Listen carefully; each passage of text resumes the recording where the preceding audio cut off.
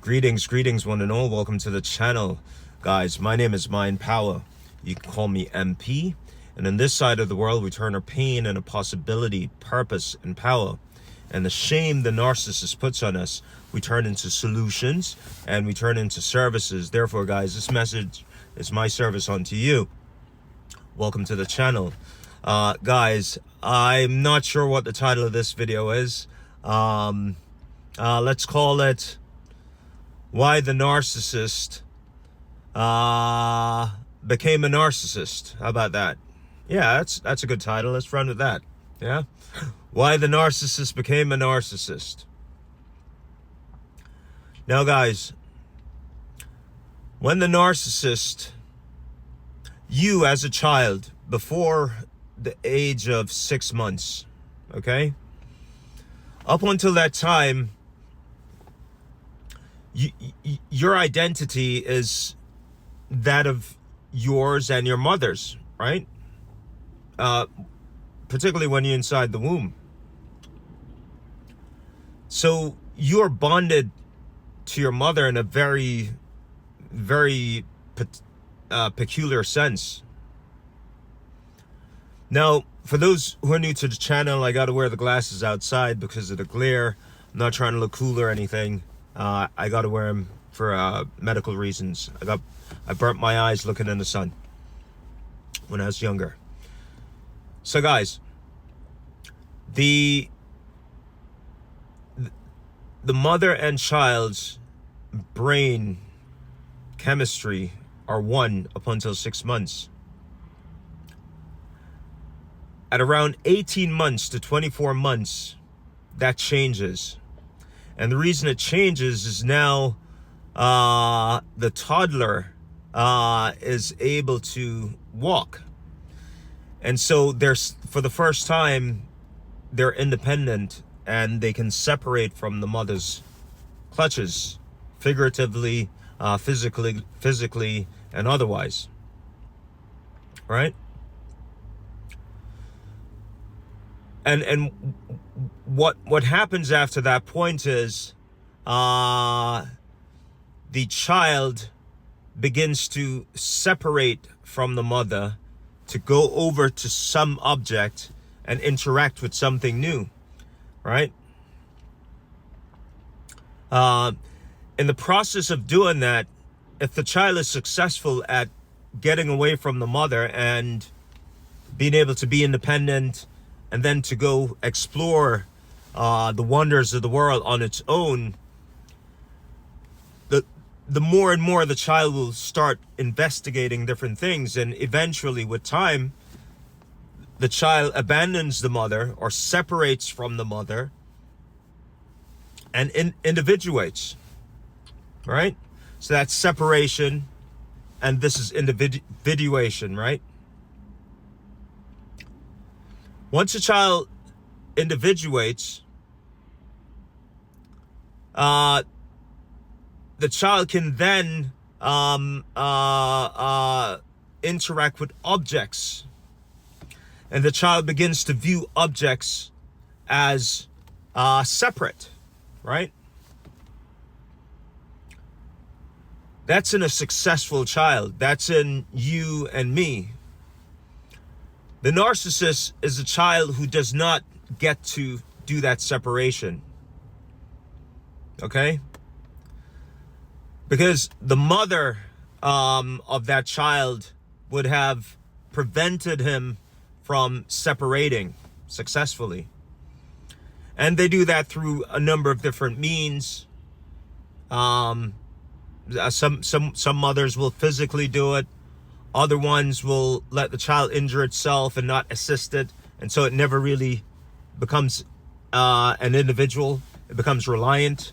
And such techniques renders a narcissist.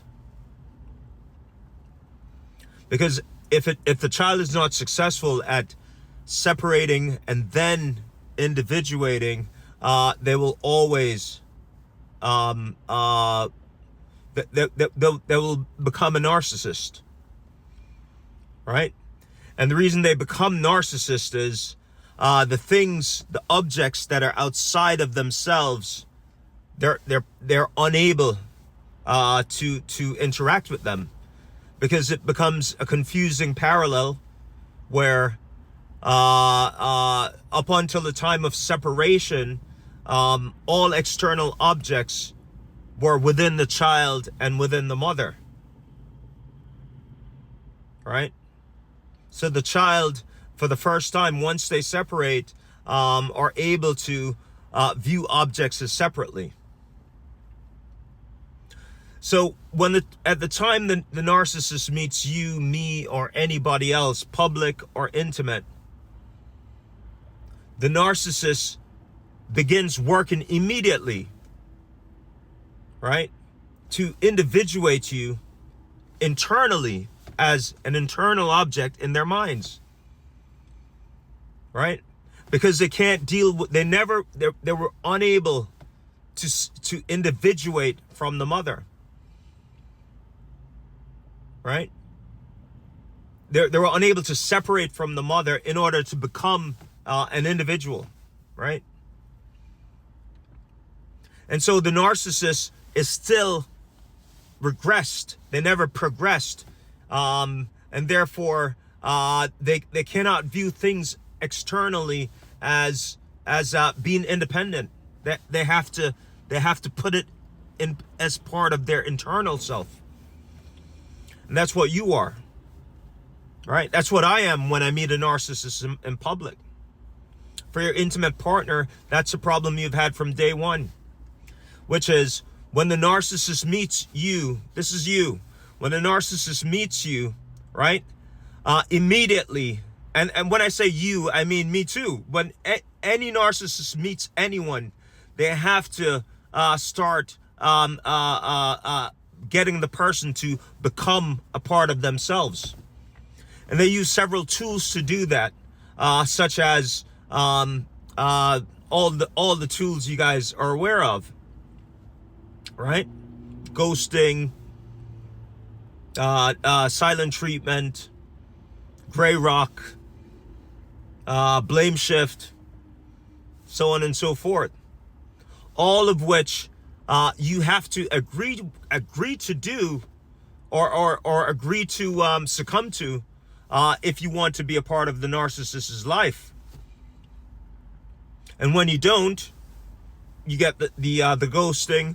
You get if you're inside the same house, married, for example, you'd get the silent treatment for days, weeks, months. Okay? That's the message that you have not returned to the narcissist, right? To the narcissist's individual self. They have to have you in their minds. Another example. You go out in a public square, the water park with your children, the skiing lodge with your family, the boat ride, right? Periodically, you'll see a person wigging out. We refer to these people as Karens nowadays, thanks to the internet. We see that every 1 in 10 video. You'll engage with a Karen. Well, we call them Karen, but they're all narcissists.